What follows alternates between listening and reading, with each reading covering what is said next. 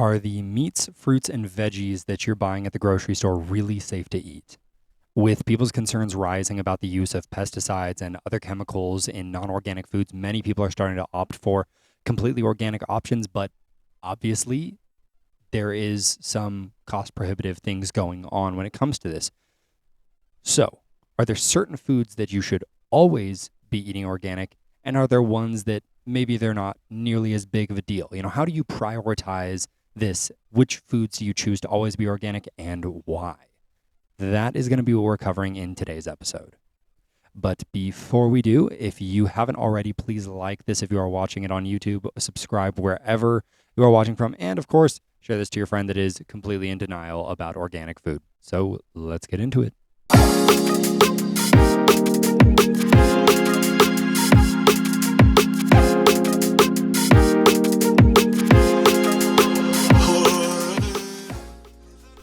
The first thing that we do have to do when it comes to this is actually define bioconcentration. So this is the process by which different substances like chemicals and pesticides become concentrated in an organism's tissue.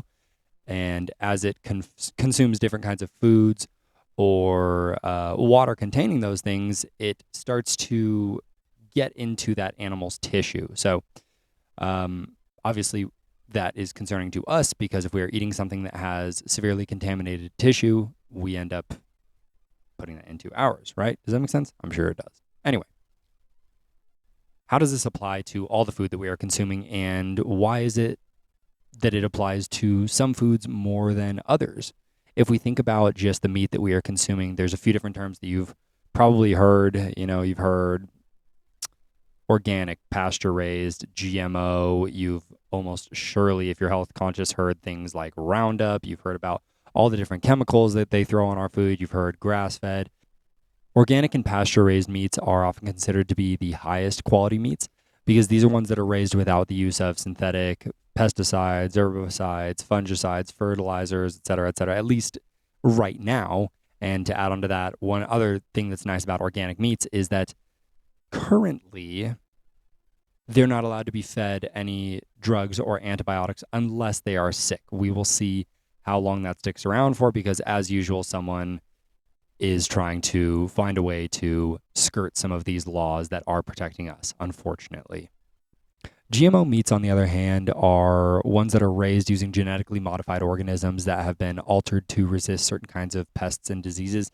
And for anybody who's hearing this and thinks that that's not an issue at all, there's a book called Altered Genes, Twisted Truth that you can check out that is just the most disheartening book about how little our government actually does to protect the food that we consume. Roundup is a common herbicide that is often used to control weeds in conventional farming practices. Unfortunately, it has been linked to various health issues in humans. These health issues have led to over $11 billion in settlements from Monsanto. And these also do impact the quality of the meat that we are consuming because when the animals that we are eating are raised on these contaminated feeds or soils, they end up bioaccumulating, if you will, these things in their tissue. So this is where the concept of high-quality soil actually comes from. By using sustainable farming practices like crop rotation, cover cropping, and composting, we can improve the health of the soil, which in turn ends up improving the health of the plants and the animals that are going to consume them. And I know you're probably hearing this and be like, Andrew, what does this have to do with which organic foods I should absolutely buy? And I promise you we're getting there. Grass-fed meats are another option for those people who are concerned about food quality. Grass-fed animals are raised on a natural diet of grass and other foods that they would have been eating in the wild, so they're not consuming nearly as much of these grains or other contaminated feeds that a lot of animals are being fed nowadays.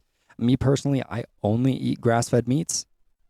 I have been using ButcherBox for, God, at this point, probably 4 or 5 years. They're not sponsoring this podcast, but I wish they would.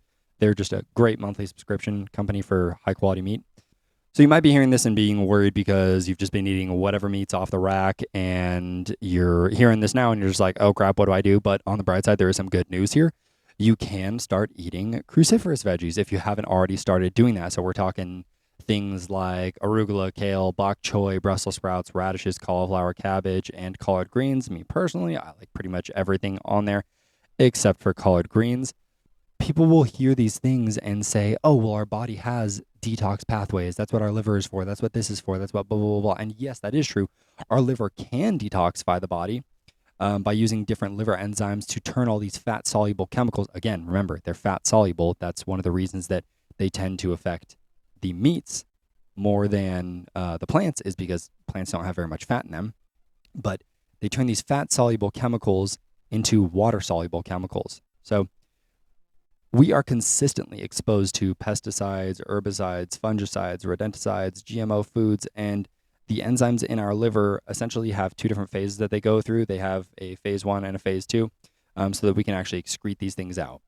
But when we are overexposed to different kinds of chemicals, phase 1 in the liver ends up speeding up significantly, and it's not able to, phase 2 essentially ends up getting backed up due to that imbalance. So you stop being able to detoxify as effectively. These chemicals, when they're not able to get detoxified out of the body, end up usually going into the thyroid, the breast tissue, and the uterus. What cruciferous veggies do here is they end up correcting that imbalance. So they end up slowing down that phase 1, or inhibiting that to some degree, and end up speeding up that phase 2 so that it's able to correct that. What the biggest concern with a lot of these chemicals are from Roundup is that we often don't actually notice any of the issues that these things do for decades. So it can be really challenging to actually show that there is a direct cause. But of course, there's tons of correlating data, and, obviously the $11 billion that Monsanto has had to pay out, and the fact that 80% of their lawsuits get settled out of court, like I mentioned earlier. Sounds a little guilty. I don't know, guys.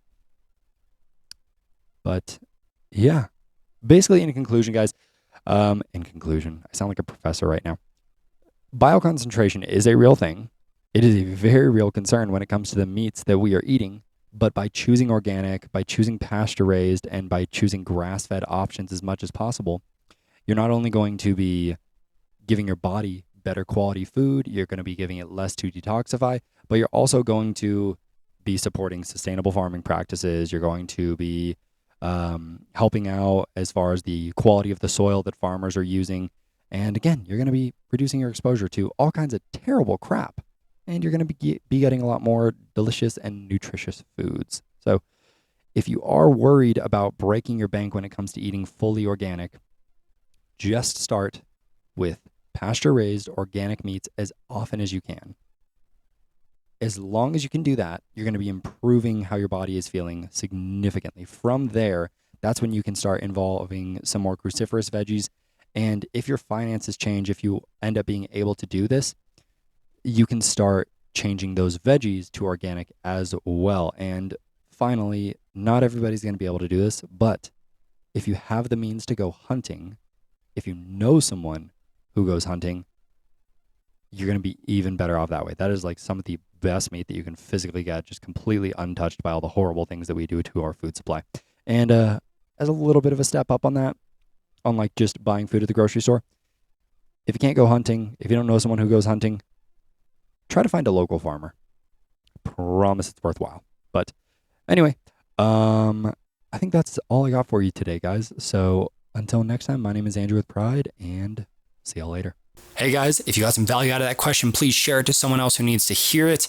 And I'm talking to you right now. If you want to ask your own question, you can go direct message me on Instagram at AndrewPFM. You can go toss a comment on YouTube, on TikTok at AndrewPFM as well, or my business Instagram at Pride Fitness and Movement. Yeah, hope to see you guys there. Later.